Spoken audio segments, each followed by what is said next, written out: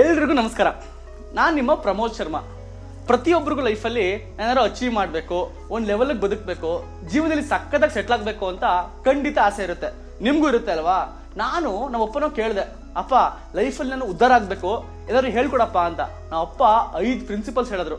ಈ 5 ಪ್ರಿನ್ಸಿಪಲ್ಸ್ ಕೇಳಿ ನಾನು ಒಬ್ಬನೇ ಉದ್ಧಾರ ಆಗಕ್ಕಾಗಲ್ಲ ಅಲ್ವಾ? ಅದಕ್ಕೆ ನಿಮ್ಗೂ ಹೇಳೋಣ ಅಂತ ಬಂದಿದ್ದೀವಿ. ಬನ್ನಿ ನೋಡೋಣ. ಸೊ ಮೊದಲನೇದು, ನಾವು ಎಲ್ಲಿ ಹೋದ್ರೂ ನಮ್ಗೆ ಬೇಕೇ ಬೇಕು. ಏನು ಅಂತೀರಾ? ನಾಲೆಡ್ಜ್ ಅಂದ್ರೆ ಜ್ಞಾನ.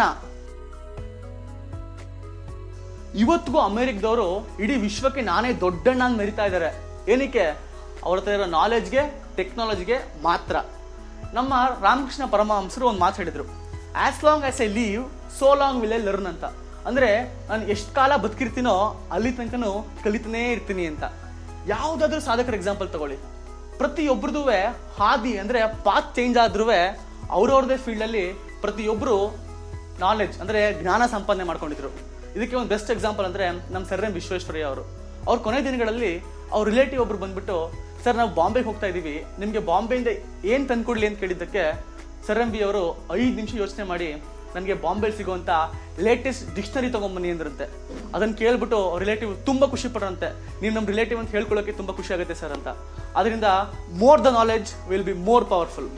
ನಂತರ ನಾಲೆಡ್ಜ್ ಇದೆ ಅಂದ್ರೆ ಜ್ಞಾನ ಸಂಪಾದನೆ ಮಾಡ್ಕೊಂಡಿದ್ದು ಆಯ್ತು, ಇಷ್ಟೇ ಸಾಕಾ? ಖಂಡಿತ ಇಲ್ಲ. ನೆಕ್ಸ್ಟ್ ಬರೋದೇ ವಿಸ್ಡಮ್. ವಿಸ್ಡಮ್ ಅಂದ್ರೆ ಏನು? Common sense. ಕಾಮನ್ ಸೆನ್ಸ್ ಅನ್ನೋದು ಟೆಕ್ಸ್ಟ್ ಬುಕ್ ಅಲ್ಲಾಗ್ಲಿ ಬುಕ್ ಅಲ್ಲಾಗ್ಲಿ ಓದ್ಬಿಟ್ಟು ತಿಳ್ಕೊಳ್ಳುವಂತ ವಿಷಯ ಖಂಡಿತ ಅಲ್ಲ. ಕಾಮನ್ ಸೆನ್ಸ್ ಅನ್ನೋದು ಜನಗಳ ಮಧ್ಯ ಬೆರೆತು ಅನುಭವದಿಂದ ಬರುವಂತ ವಿಷಯ. ಈಗೊಂದು ಎಕ್ಸಾಂಪಲ್ ಹೇಳ್ತೀನಿ. ಯಾವ ಟೆಕ್ಸ್ಟ್ ಬುಕ್ ಅಲ್ಲೂ ಹೇಳ್ಕೊಡಲ್ಲ. ತರಕಾರಿ ತಗೊಳಕ್ ಮಾರ್ಕೆಟ್ಗೆ ಹೋದಾಗ ತೆಂಗಿನಕಾಯಿ ಮತ್ತೆ ಟೊಮೆಟೊ ತಗೊಂಡಾಗ ಫಸ್ಟ್ ತೆಂಗಿನಕಾಯಿ ಇಟ್ಬಿಟ್ಟು ಆಮೇಲೆ ಟೊಮೆಟೊ ಇಟ್ಕೊಳ್ಳಿ ಬ್ಯಾಗಲ್ಲಿ, ಯಾಕಂದ್ರೆ ಟೊಮೆಟೊ ಇಟ್ಬಿಟ್ಟು ತೆಂಗಿನಕಾಯಿ ಇಟ್ಟರೆ ಅಪಚಯ ಆಗ್ಬಿಡುತ್ತೆ ಅಂತ ಎಲ್ಲೂ ಹೇಳ್ಕೊಡಲ್ಲ. ಇದನ್ನೇ ಕಾಮನ್ ಸೆನ್ಸ್ ಅನ್ನೋದು, ಜನಗಳ ಮಧ್ಯ ಬೆರೆತು ಅನುಭವದಿಂದ ಬರುವಂತ ವಿಷಯಗಳು. ಸೊ ಲೈಫಲ್ಲಿ ಕಾಮನ್ ಸೆನ್ಸ್ ಏನಾದ್ರು ಜಾಸ್ತಿ ಇದ್ರೆ ತುಂಬಾ ತೊಂದರೆಗಳನ್ನ ಅವಾಯ್ಡೇ ಮಾಡ್ಬೋದು. ನಾಲೆಡ್ಜ್ ಅಷ್ಟೇ, ಕಾಮನ್ ಸೆನ್ಸು ಮ್ಯಾಟ್ರ್ ಆಗೇ ಆಗತ್ತೆ. ಇನ್ನು ಮೂರನೇದು, ನಾನು ಆಗ್ಲೇ ಹೇಳ್ದಂಗೆ ಪ್ರತಿಯೊಬ್ಬರಿಗೂ ಒಂದು ಕನಸು ಇದ್ದೇ ಇರುತ್ತೆ. ನಾನು ಚೆನ್ನಾಗಿರ್ಬೇಕು, ಒಳ್ಳೆ ಕೆಲಸ ತಗೋಬೇಕು, ಚೆನ್ನಾಗಿ ಸೆಟ್ಲ್ ಆಗ್ಬೇಕು ಅಂತ ಪ್ರತಿಯೊಬ್ಬರು ಕನಸಿರುತ್ತೆ. ಈ ಕನಸು ನನ್ಸಾಗಕ್ಕೆ ಸ್ವಲ್ಪ ಆದ್ರೂ ಎಫರ್ಟ್ ಹಾಕಬೇಕು, ಅಂದ್ರೆ ಪ್ರಯತ್ನ ಅಂತೂ ಇರಲೇಬೇಕು. ಪ್ರಯತ್ನಕ್ಕೆ ಒಂದು ಒಳ್ಳೆ ಎಕ್ಸಾಂಪಲ್ ಕೊಡಬೇಕು ಅಂದ್ರೆ ಸ್ಪೋರ್ಟ್ಸ್ ಅಂತಂದ್ರೆ ಬಿಡಿ, ಕ್ರಿಕೆಟ್ ನೀವು ಲಕ್ಕಿರೋ ಗೇಮ್ ಅನ್ಬೋದು, ಕ್ರಿಕೆಟ್ ಬಿಟ್ಬೋಣ. ಅಥ್ಲೆಟಿಕ್ಸ್ ತಗೋಣ. ಅಥ್ಲೆಟಿಕ್ಸ್ ಅಲ್ಲಿ ನಾವು ಎಷ್ಟು ಎಫರ್ಟ್ ಹಾಕ್ತೀವಿ ರಿಸಲ್ಟ್ ಅಷ್ಟೇ ಬರುತ್ತೆ.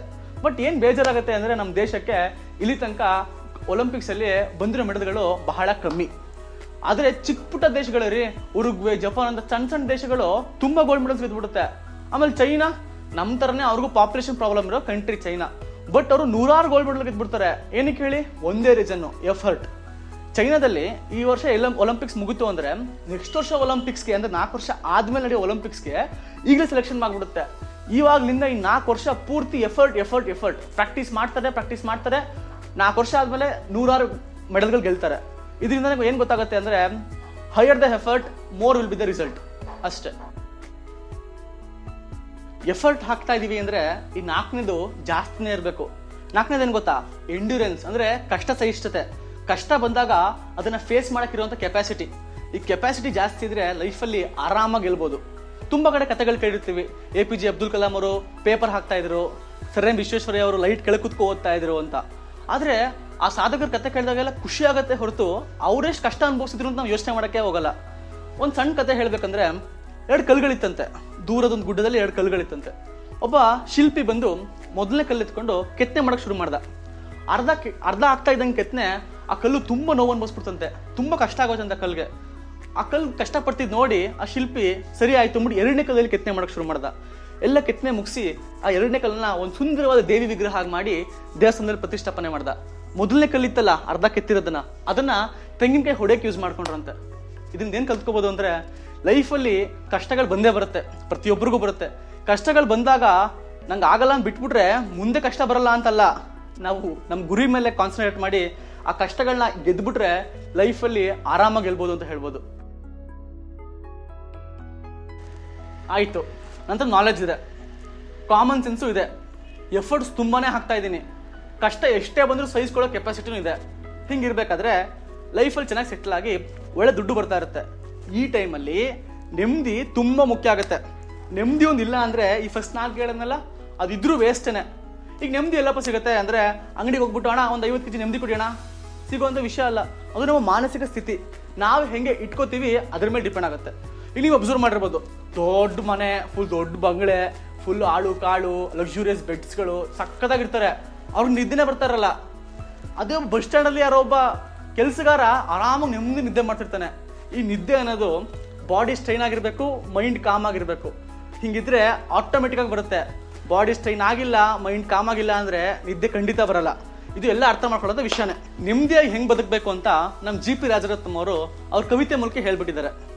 ಹೇಳ್ಕೊಳ್ಳೋಕೆ ಒಂದೂರು, ತಲೆ ಮ್ಯಾಗೆ ಒಂದು ಸೂರು, ಮಲಗೋಕೆ ಭೂಮ್ ತಾಯಿ ಮಂಚ, ಕೈ ಹಿಡಿಯೋಳು ಪುಟ್ನಂಜಿ, ನಗ್ನಗ್ತಾ ಉಪ್ಪು ಗಂಜಿ, ಕೊಟ್ರಾಯ್ತು ರತ್ನಂಗ್ ಪ್ರಪಂಚ ಅಂತ. ಹೇಳ್ಕೊಳ್ಳೋಕೆ ಒಂದು ಊರು, ನಾ ಈ ಊರಿಂದ ಬಂದಿದ್ದೀನಿ, ಇಂಥ ಊರಿಂದ ಬಂದಿದ್ದೀನಿ ಅಂತ ಹೇಳ್ಕೊಳ್ಳೋಕೆ ಒಂದು ಊರು ಇರಬೇಕು. ತಲೆ ಮ್ಯಾಗೆ ಒಂದು ಸೂರು, ಸೂರು ಅಂದರೆ ಶೆಲ್ಟರ್, ಯಾವುದೋ ಒಂದು ಮನೆ, ಯಾವ್ದಾದ್ರು ಒಂದು ಮನೆ ಇರಬೇಕು.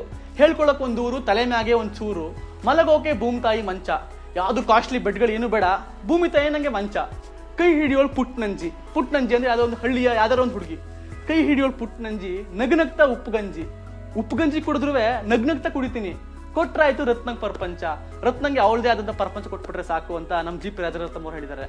ನಾನು ಹೇಳಿದಂಥ 5 ಪ್ರಿನ್ಸಿಪಲ್ಸ್ ನಿಮ್ಗೆ ಇಷ್ಟ ಆಗಿದ್ರೆ, ನೀವು ಫಾಲೋ ಮಾಡ್ತೀನಿ ಅನ್ನಂಗಿದ್ರೆ ಕಮೆಂಟ್ ಮಾಡಿ, ಲೈಕ್ ಮಾಡಿ, ಶೇರ್ ಮಾಡಿ, ಸಬ್ಸ್ಕ್ರೈಬ್ ಮಾಡಿ. ನಾನು ನಿಮ್ಮ ಪ್ರಮೋದ್ ಶರ್ಮಾ, ಸೈನಿಂಗ್ ಆಫ್. ಮತ್ತೆ ಸಿಗೋಣ. ನಮಸ್ಕಾರ.